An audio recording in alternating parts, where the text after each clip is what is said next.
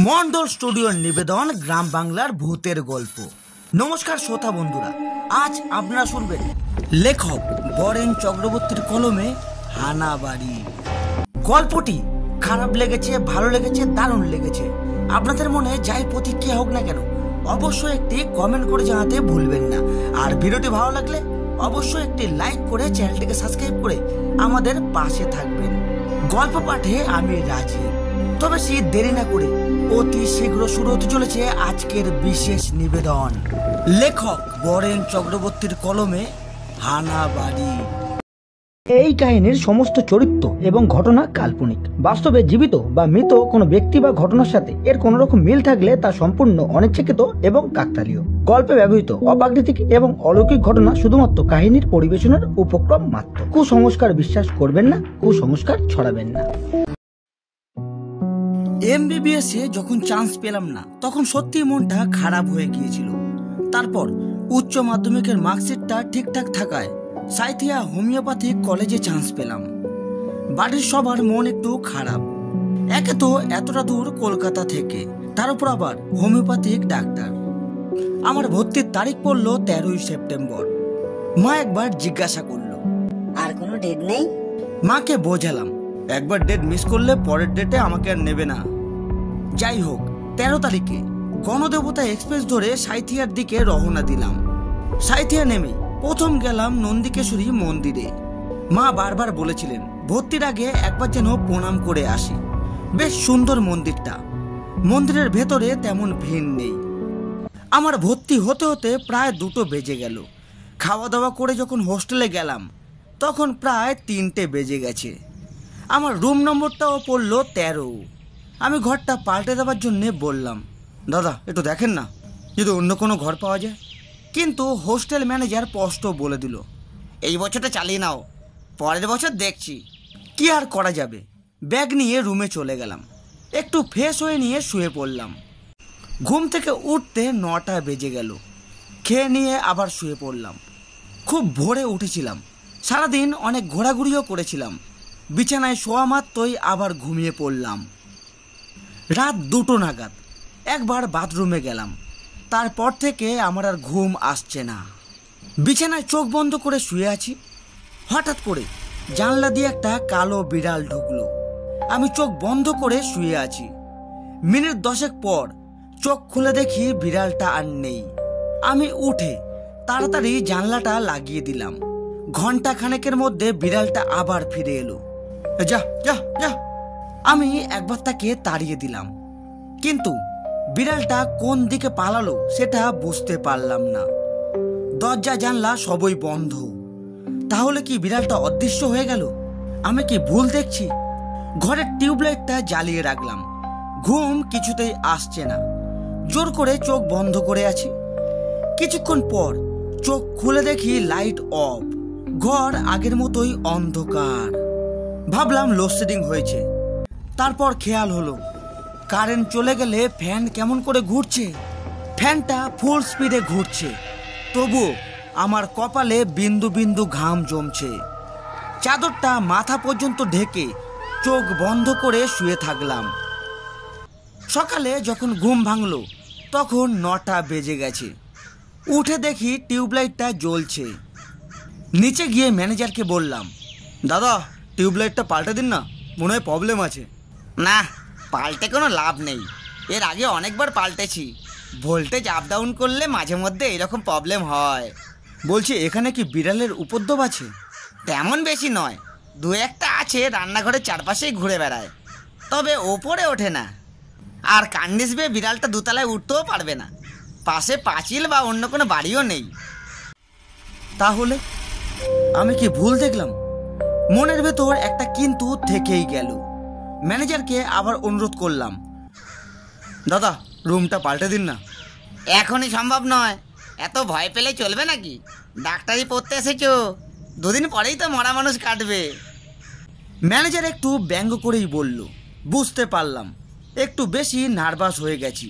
একটু সামলে নিয়ে বললাম, ঘরটাতে আলো বাতাস একটু কম ঢোকে, তাই বললাম। মনে মনে স্থির করলাম এরপর এই রকম ঘটনা ঘটলে হোস্টেল ছেড়ে দেব। সিনিয়র দাদাদের সাথে পরিচয় হলো। তারাই মহালয়ের আগের দিন খাওয়ানোর দায়িত্ব নিল। খাওয়া দাওয়া হয়ে গেলে রামুদার সাথে গল্প করছিলাম। রামুদা এই হোস্টেলে প্রথম থেকেই আছেন, খুব ভালো রান্না করেন। রামুদা, এই হোস্টেলে র্যাগিং হয় না? না, এখানে র্যাগিং হয় না। বাহ, বেশ ভালো। কিন্তু আমি তো শুনেছিলাম নাকি মেডিকেল কলেজে খুব র্যাগিং হয়। হ্যাঁ, বছর 3 আগে পর্যন্ত একটু আধটু হতো, তবে এখন। এটা বলেই রামুদা থেমে গেল। মানে আগে হতো, এখন হয় না? কিছু হয়েছিল নাকি রামুদা? সে অনেক কথা, অন্য একদিন বলবো। না রামুদা, আজই বলো। আমার অনুরোধ করাতে রামুদা বলতে শুরু করলো। 3 বছর আগে সুমন রায় নামে একটা ছেলে আসে। একদিন 3rd ইয়ারের একটা ছেলে সুমনকে খুব বিরক্ত করছিল। সুমন রেগে গিয়ে এক চড় মারে। ও একটুতেই খুব রেগে যেত। সিনিয়র ছেলেরা মিলে সুমনের বিচার করে। বিচারে ঠিক হয় অমাবস্যার রাতে সুমনকে হানাবাড়িতে গিয়ে একটা পাথরের ওপর নিজের নাম লিখে আসতে হবে। দিনটা ছিল মহালয়ার আগের দিন। এইরকমই খাওয়ানোর ব্যবস্থা হলো। রাত 2টোর সময় সুমনকে বলা হলো হানাবাড়িতে যেতে। বাড়িটার নাম হানাবাড়ি কেন? কুণ্ডলার জমিদারের আগে বাগান বাড়ি ছিল। জমিদারি চলে যাওয়ার পর বাড়িটা এমনই পড়ে থাকে দীর্ঘদিন। শোনা যায় স্বদেশী আন্দোলনের সময় বিপ্লবীরা কখনো কখনো লুকিয়ে থাকতো। আরো অনেক পরে নামকরা ডাকাতদের আস্তানা ছিল।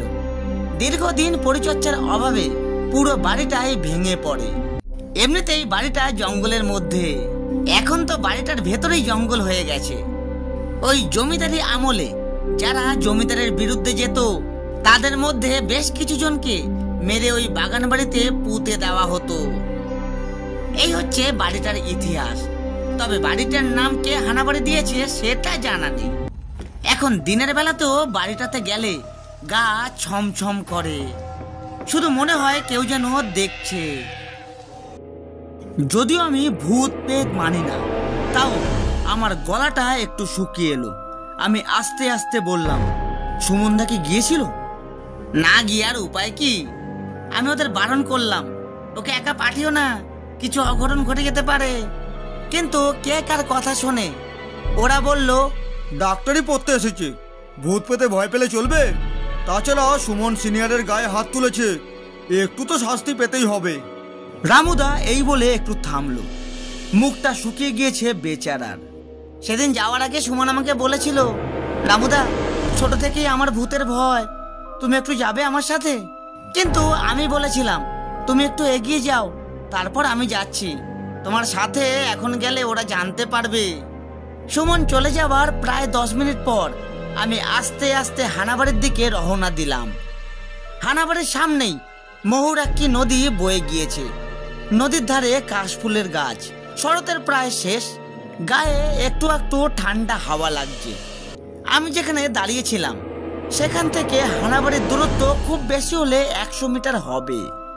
ভেতরে ঢুকতে কেমন কেমন লাগছিল। আগে যে রাত্রিবেলায় হানাবাড়ি যায়নি তা নয়, তবে আজ যেন মন সায় দিচ্ছে না। আগে বয়স অল্প ছিল, রক্তে তেজও ছিল। তারপর আজ আবার অমাবস্যার রাত।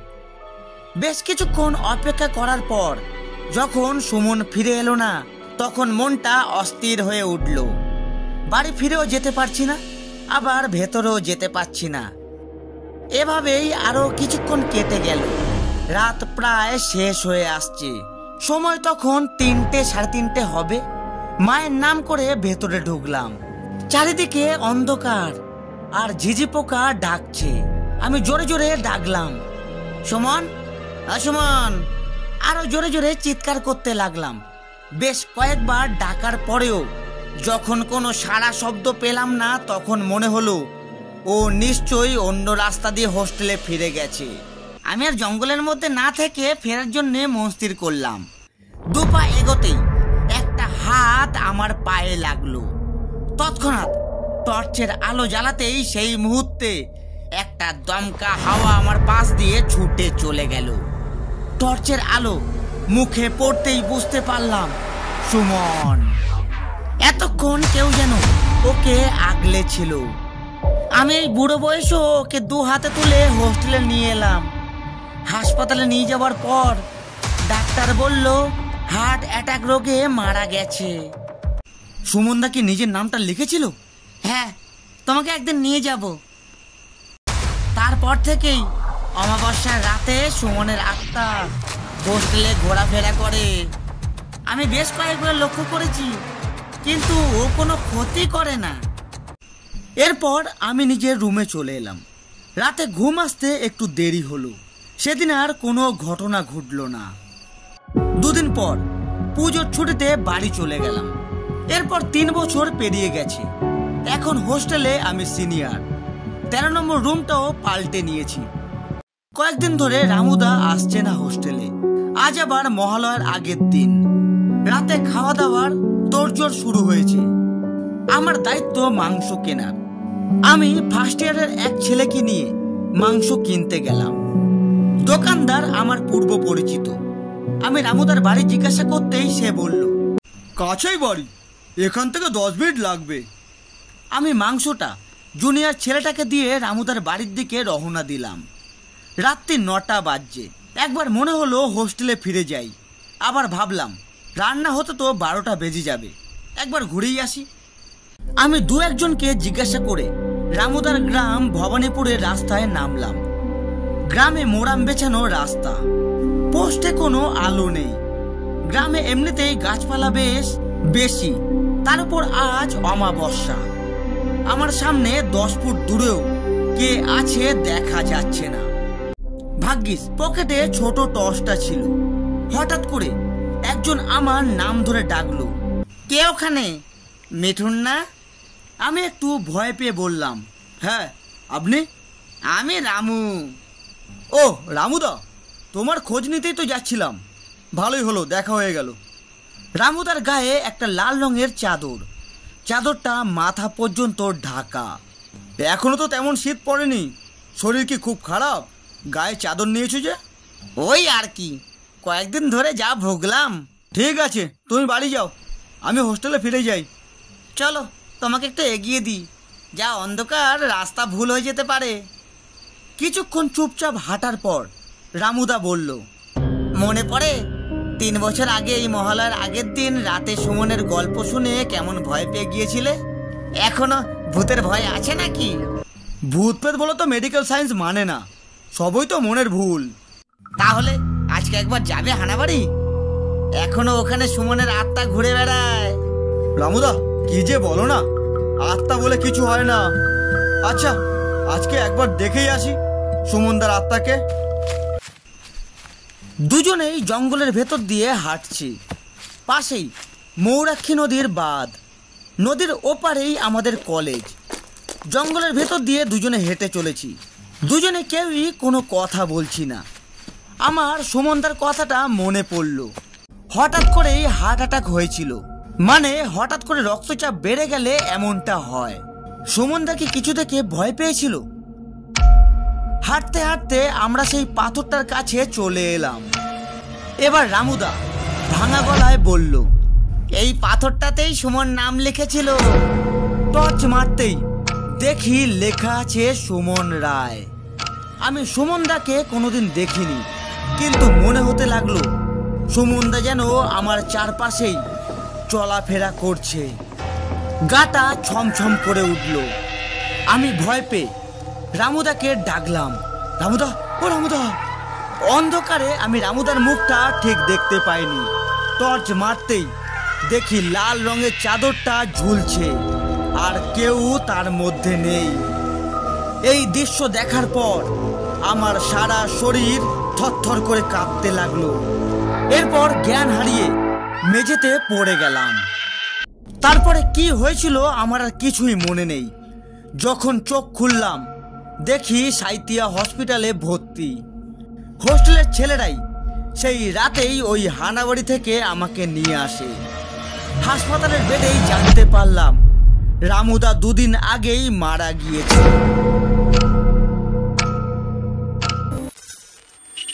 মন্ডল স্টুডিওর নিবেদন গ্রাম বাংলার ভূতের গল্প। নমস্কার বন্ধুরা, আজ আপনারা শুনছিলেন লেখক বরেন চক্রবর্তীর কলমে হানাবাড়ি। গল্পটি কেমন লাগলো অবশ্যই একটি কমেন্ট করে জানাতে ভুলবেন না। আর ভিডিওটি ভালো লাগলে অবশ্যই একটি লাইক করে চ্যানেলটিকে সাবস্ক্রাইব করে আমাদের পাশে থাকবেন। আজ এতটুকু, দেখা হচ্ছে আরো একটি হাড় হিম করা ভূতের গল্প নিয়ে। ততক্ষণ নিজে ভালো থাকুন আর সকলকে ভালো থাকতে সাহায্য করুন।